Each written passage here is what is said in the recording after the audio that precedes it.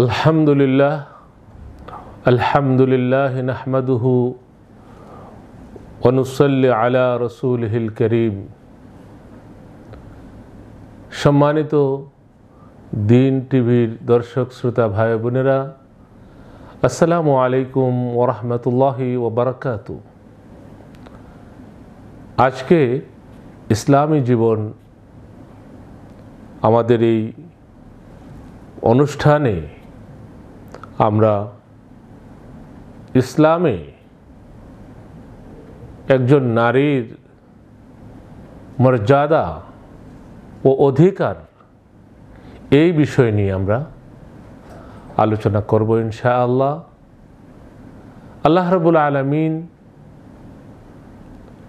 কোরআন শরীফের মধ্যে আল্লাহ তাআলা বলেন যে আমি তোমাদেরকে নারী এবং পুরুষ করে সৃষ্টি করেছি। আমি যাকে ইচ্ছা তাকে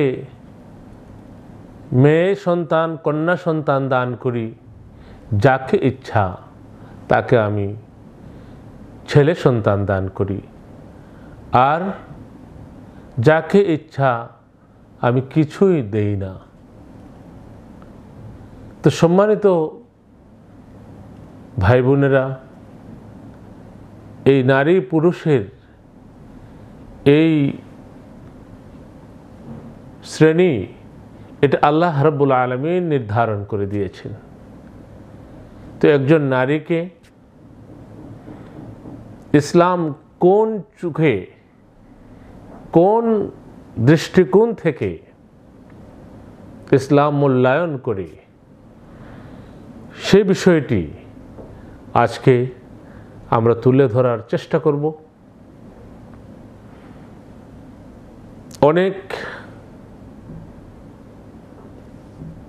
সমালোচনা এরকম হয় যে ইসলাম নারীকে মর্যাদা দেয় না, সমান অধিকার দেয় না। তো আমরা আজকে এই বক্তব্যটির অসারতা প্রমাণ করব।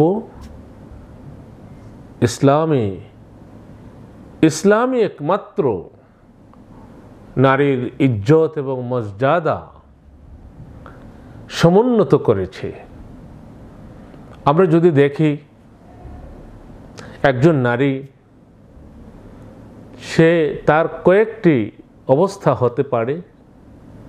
সে একটি কন্যা শিশু হতে পারে, আবার একটি কিশোরী, আবার সে স্ত্রী, আবার সে মা। তো সম্মানিত ভাই বোনেরা, একটা শিশু যখন জন্ম নেয়, তো সেই ঘরে যদি একটি মেয়ে সন্তান জন্ম হয়, তাহলে ইসলামের নবী মুহাম্মদুর রাসূলুল্লাহ সাল্লাল্লাহু আলাইহি ওয়াসাল্লাম বলেন, যে পরিবারে প্রথম মেয়ে সন্তান হয় সেই পরিবার ভাগ্যবান, সেই পরিবারের সৌভাগ্য। এটা রাসূল করিম সাল্লাল্লাহু আলাইহি ওয়াসাল্লাম ছেলেদের ক্ষেত্রে বলেন নাই যে পরিবারের প্রথম ছেলে জন্ম হবে সেই পরিবার ভাগ্যবান। রাসূল করিম সেরকম বলেন নাই। তাদেরকে বলা হয় যে সে ভাগ্য নিয়ে এসেছে, সৌভাগ্য নিয়ে এসেছে। আমরা যদি দেখি মেয়েটি যখন কিশোরী হয়, ছোট থেকে বড় হয়, তখন তাদেরকে কিভাবে মূল্যায়ন করুন। জনাবে মুহাম্মদুর রাসূলুল্লাহ সাল্লাল্লাহু আলাইহি ওয়াসাল্লাম তার নিজেরও কন্যা সন্তান ছিল, ছেলে সন্তানও ছিল। তো রাসূল করিম সাল্লাল্লাহু আলাইহি ওয়াসাল্লাম যখন সফর থেকে আসতেন, প্রথম যে ফ্রুট আনতেন, এগুলো আনতেন, এসে এটা প্রথম দিতেন ফাতেমাকে। এবং রাসূল করিম সাল্লাল্লাহু আলাইহি ওয়াসাল্লাম বলেছেন যে ছেলে মেয়ে কোনো পার্থক্য নাই, উভয়কেই শিক্ষার কথা বলেছেন, যে মেয়ে ছেলে কোনো বিভেদ নাই, সবার জন্য শিক্ষা চাই। এটা প্রথম বলেছেন ইসলামের নবী মুহাম্মদুর রাসূলুল্লাহ। হযরত আয়েশা সিদ্দিকা রাদিয়াল্লাহু তাআলা আনহা, যিনি হাদিসের দরস দিতেন, হাদিস শিক্ষা নিত মানুষ, ওনার কাছ থেকে বলা হয় যে ৮০ থেকে ৯০ হাজার ছাত্র ছিল।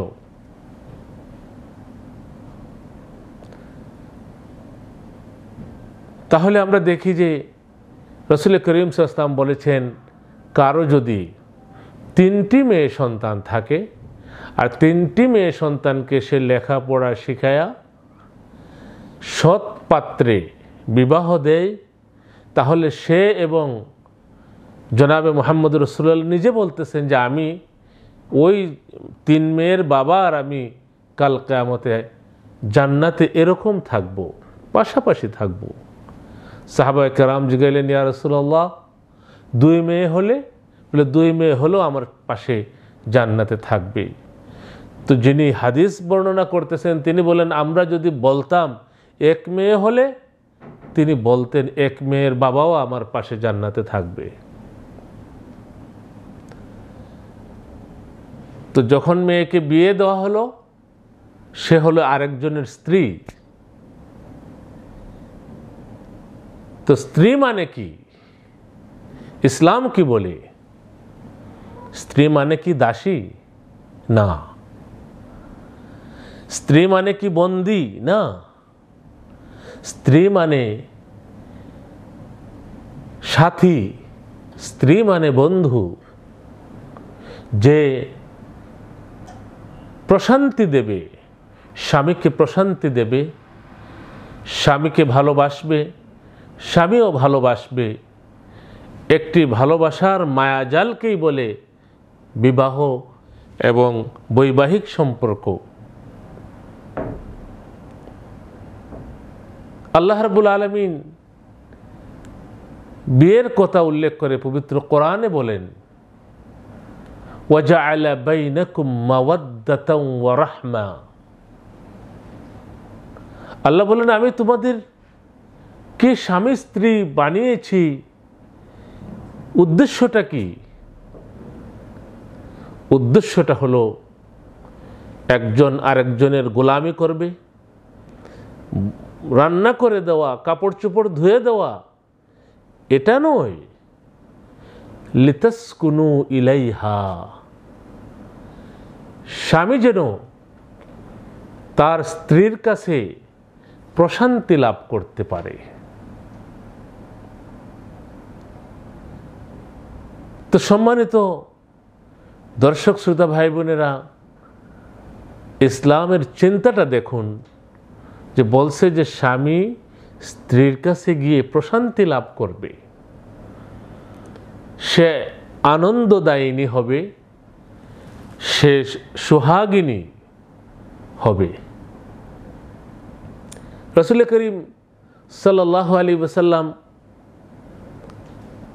তার বিবিদের সাথে যে আচরণ করতেন, অনেকটাই এরকম বন্ধু সুলভ। আম্মা জান হযরত আয়েশা রাদিয়াল্লাহু তাআলা আনহাকে বলতেছেন, আয়েশা তুমি কি খেলা দেখবে? আয়েশা বলেন, আমার বয়স কম, আমি তো বলে, হ্যাঁ ইয়া রাসূলুল্লাহ আমি দেখব। রাসূল করিম সাল্লাল্লাহু আলাইহি ওয়াসাল্লাম সাহাবায়ে কেরামের শারীরিক কসরত করতেছিলেন একটি ময়দানে। তা আয়েশা রাদিয়াল্লাহু তাআলা আনহাকে নিয়ে তাদের খেলা দেখতে লাগলেন। রাসূল বলছেন, তুমি আমার পিছনে দাঁড়াও, আমার কাঁধের এই দিকটা দিয়ে তুমি দেখতে থাকো।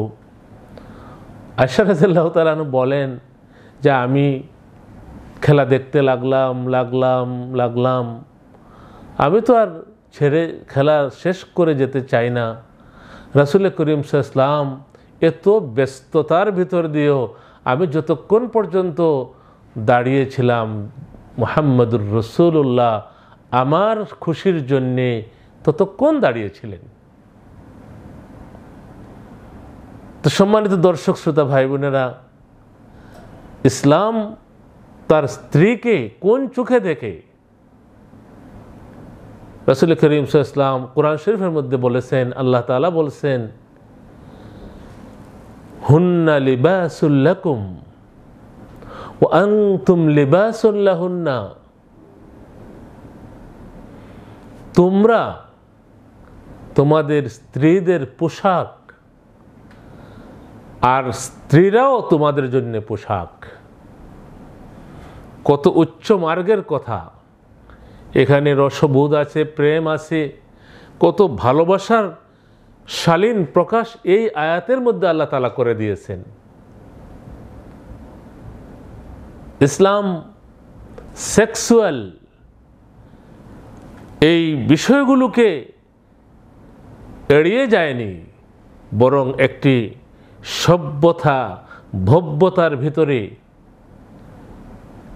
ইসলামের যৌন বিষয়গুলোকে এত সুন্দর ভাষায় আল্লাহ রাব্বুল আলামিন কোরআনের মধ্যে বলেছেন যে হুন্না লিবাসুল লাকুম, তোমাদের স্ত্রীরা তোমাদের পোশাক স্বরূপ। আবার তোমরাও তোমাদের স্ত্রীদের জন্যে তোমাদের স্ত্রীদের পোশাক তোমরা। তাহলে এই আয়াত দ্বারা বোঝা যায় একে অপরের পরিপূরক, কেউ কারো গোলাম নয়, কেউ কারো দাস নয়, বরং পরামর্শ দাতা একে অপরের কল্যাণকামী হবে। সম্মানিত দর্শক শ্রোতা ভাই বোনেরা, আল্লাহ রাব্বুল আলামিন অন্য আয়াতের মধ্যে বলতেছেন, ওয়ালাহুন্না মিসলুল্লাযী আলাইহিন্না বিল মা'রুফ। কাটে দিন, ঘটনা এটা ভুল কইলিস। আল্লাহ রাব্বুল আলামিন কোরআন শরীফের মধ্যে বলেন, ওয়ালাহুন্না মিসলুল্লাযী আলাইহিন্না, মেয়েদের ততটুকু অধিকার স্বামীর মধ্যে রয়েছে, স্বামীদের উপর রয়েছে, স্বামীর যতটুকু অধিকার তার স্ত্রীদের উপর রয়েছে। সুবহানাল্লাহ। পৃথিবীর ইতিহাসে নারীকে এত সম্মানের মর্যাদার উচ্চতায় ইসলাম পৌঁছে দিয়েছে, দ্ব্যর্থহীন ভাষায় ঘোষণা দিয়েছে যে নারীর অধিকার তার স্বামীর উপরে ততটুকু যতটুকু স্বামীর অধিকার তার স্ত্রীর উপর। অন্য আয়াতে আল্লাহ রাব্বুল আলামিন বলছেন, ওয়াশিরুহুন্না বিল মা'রুফ, তোমরা তোমাদের স্ত্রীদের সাথে উত্তম আচরণ করো। জনাবে মুহাম্মদুর রাসূলুল্লাহ নিজে পারিবারিক কাজে সহায়তা করতেন, কখনো ঝাড়ু দিতেন, কখনো কাপড় কাচে, রুটি বানানোতে বিবি আম্মাদেরকে তিনি সাহায্য করতেন। তো সম্মানিত ভাই বোনেরা,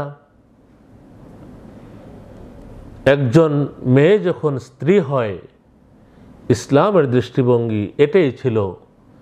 আমি আজকে যেটা আপনাদেরকে শোনালাম যে একজন আরেকজনের পোশাক, একজন আরেকজনের উপর ততটুকু অধিকার রাখে যতটুকু স্বামী তার স্ত্রীর উপর অধিকার রাখে। আর পবিত্র কোরআনে আল্লাহ রাব্বুল আলামিন বলছেন, ওয়াশিরুহুন্না বিল মা'রুফ, তাদের সাথে মা'রুফ ভালো আচরণ করো। সম্মানিত ভাই বোনেরা, এই স্ত্রী একটি পর্যায়ে মা হয়ে যান, তখন তার সাথে তখন তিনি আর স্ত্রী নন, তিনি মা। আর ইসলাম মাকে কি মর্যাদা দিয়েছে, আমার মনে হয় পৃথিবীতে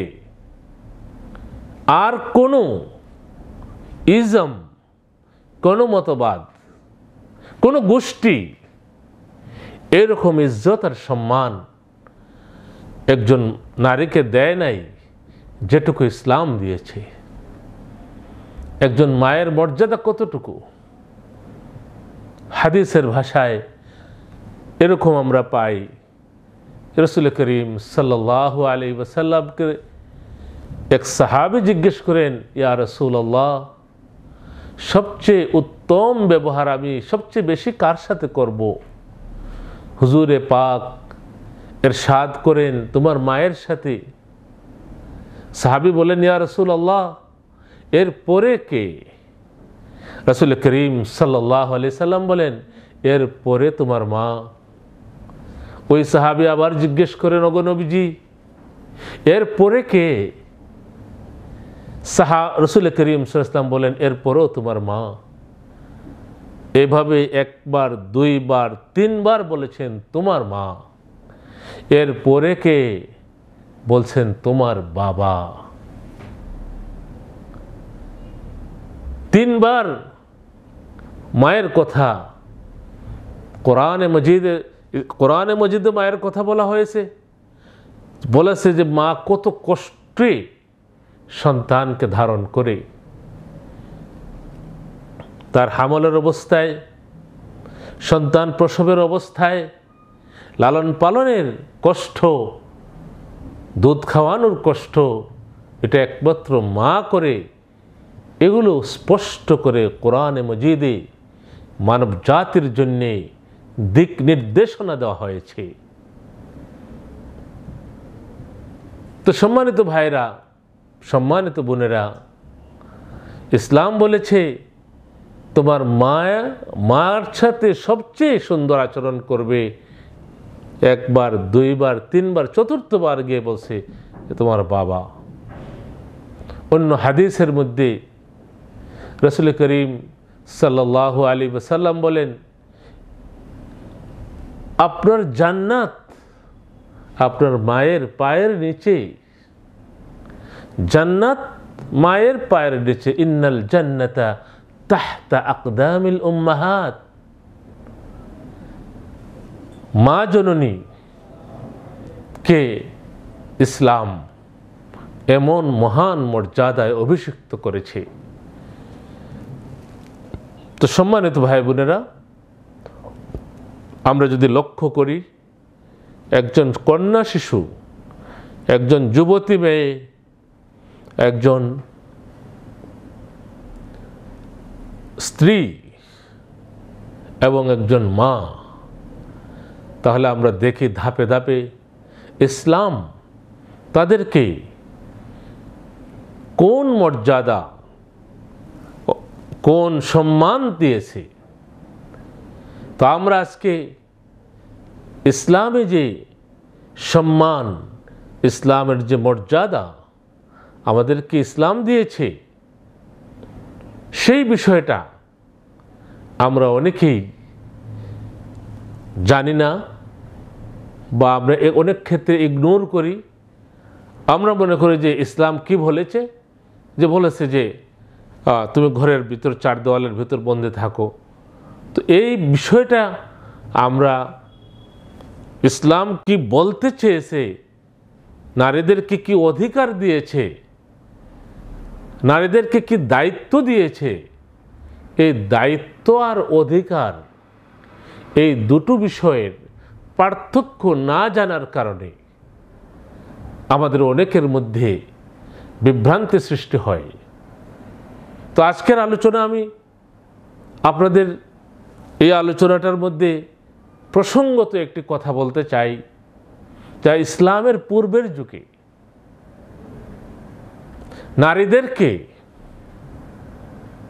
নারীদের কোনো মর্যাদাই ছিল না। কোনো ফ্যামিলিতে যদি নারী সন্তান, কন্যা সন্তান জন্ম দিত কোনো মা, তাকে তখনকার বর্বররা, আরবের মূর্খরা, আপনারা জানেন যে ইসলামের নবীজি আসার আগে সবচেয়ে অন্ধকার যুগ, আইয়ামে জাহেলিয়াত, অন্ধকারাচ্ছন্ন সমাজ ছিল মক্কা, মদিনা, মধ্যপ্রাচ্যে। তখন মেয়েদেরকে জীবন্ত হত্যা করা হতো এবং মেয়েদেরকে জিনা বেবিচার, উলঙ্গ পণ্য মনে করা হতো। যে যার খুশি মতে যে যাকে তাকে ভোগ করে ফেলতো। এমনকি মায়ের বিয়ে করা, বাপের বিয়ে করা মাকে পর্যন্ত তারা জিনা করতে দ্বিধাবোধ করত না। তো সেই যুগ, তখন এক সাহাবী একবার জনাবে মুহাম্মদুর রাসূলুল্লাহর দরবারে আসলেন। এসে বলতেছেন, ওগো নবীজি, আমি এমন একটা গুনাহ করেছি যে গুনার হয়তো কোনো ক্ষমা নাই ওগো নবীজি। নবীজি বলতেছেন, তুমি কি করেছো? বলেন, ওগো নবীজি, আমি একবার সফরে যাওয়ার সময় আমার ওয়াইফ, আমার স্ত্রী প্রেগনেন্ট ছিলেন, সন্তান সম্ভব ছিলেন। আমি বলেছিলাম আমার যদি ছেলে হয় তাকে বাঁচিয়ে রাখবা, আর যদি মেয়ে হয় তাকে মেরে ফেলবা। কিন্তু আমার স্ত্রী সন্তান ভূমিষ্ঠ হওয়ার পরে দেখি চাঁদের মতো সুন্দর চেহারার একটি মেয়ে, ফুটফুটে সুন্দরী, অনিন্দ সুন্দরী একটি মেয়ে, সে তাকে হত্যা করে নাই। আমি 4-5 বছর পরে যখন বাড়িতে আসলাম, ওই মেয়েটা আমাকে স্বাগত জানালো, বলল, আব্বা আব্বা। কিন্তু ইয়া রাসূলুল্লাহ, আমি যখন জানলাম এটা আমার মেয়ে, তখন আমার মধ্যে আরবদের অন্ধকার যুগের বর্বরতার যে একটা ক্রোধ, সেটা সৃষ্টি হলো। আমি মনে মনে নিয়ত করলাম এটা মেয়েটাকে হত্যা করে ফেলবো। আর ইয়া রাসূলুল্লাহ, একদিন আমি কৌশলে মেয়েকে নিয়ে দাওয়াত খাওয়াবার লোভ দেখিয়ে নিয়ে মেয়েটিকে জীবন্ত কবর দিয়েছি। আর মেয়েটির গায়ে একটি একটি করে পাথর দিয়ে আমি মাটি চাপা দিচ্ছিলাম। মেয়েটি কাঁদছিল আর বলছিল, বাবা গো, আমাকে মেরো না, আর কখনো তোমাকে আমি বাবা বলে ডাকবো না। আমি দেশান্তরী হয়ে যাব, তবু আমাকে বাঁচতে দাও বাবা। কিন্তু ইয়া রাসূলুল্লাহ, আমার ভেতরের পশুত্ব, আমার ভেতরের জাহেলিয়ত এতটাই ছিল যে আমি তাকে হত্যাই করে ফেলেছি। ইয়া রাসূলুল্লাহ, এখন আমি রাত্রে যখন ঘুমাই, আমি শুনি আমার মেয়ে যেন কাঁদছে আর বলছে, বাবা আমাকে মেরো না, বাবা আমাকে মেরো না। ইয়া রাসূলুল্লাহ, এই গুনাহ কি আমার মাফ হবে? তো আল্লাহ রসুল বলতেছেন, এই সাহাবীর নাম ছিল দাহিয়া। আল্লাহ রসুল বলতেছেন, ও দাহিয়া, এটা কি তুমি ইসলাম গ্রহণ করার পূর্বে করেছিলে? বলে, হ্যাঁ। রসুল বললেন, ইসলাম গ্রহণ করার পূর্বে যত গুনাহ হয়েছে আল্লাহ মাফ করে দিয়েছে। তো সম্মানিত দর্শক, আমরা আজকে ইসলামের নারীদের মর্যাদা, অধিকার বিষয়ে সামান্য আলোচনা করছি। ইনশাআল্লাহ পরবর্তী পর্যায়ে ইসলামে নারীর অধিকার বিষয়ে আমরা আরও কয়েকটি পর্ব আমরা ধারাবাহিকভাবে আলোচনা পেশ করার আশা রাখি। সেই সময় পর্যন্ত আপনারা ভালো থাকুন, সুস্থ থাকুন। খোদা হাফিজ, আল্লাহ হাফিজ। আসসালামু আলাইকুম ওয়া রাহমাতুল্লাহি ওয়া বারাকাতুহু।